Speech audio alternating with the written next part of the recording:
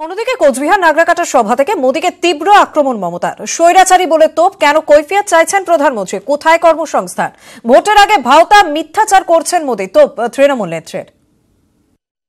অধ্যত্বপূর্ণ প্রধানমন্ত্রী, ফ্যাসিবাদী প্রধানমন্ত্রী, হিটলারি কায়দার প্রধানমন্ত্রী, স্বৈরাচারী প্রধানমন্ত্রী আমার কাছে কৈফিয়ত চাইছেন। আমি যা কাজ করেছি তার 1% করে দেখাতে পারবেন? 1%?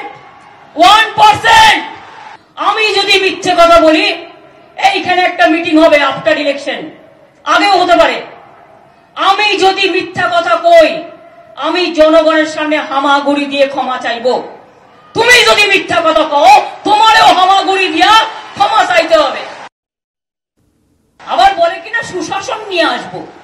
দুর্যোধনের ভাই দুঃশাসন, দুর্যোধন ও দুঃশাসন, উনি আর ওনার দলের সভাপতি। দুর্যোধন আর দুঃশাসন, এই দুইটা মিলে দেশটাকে খেয়ে নিয়েছে।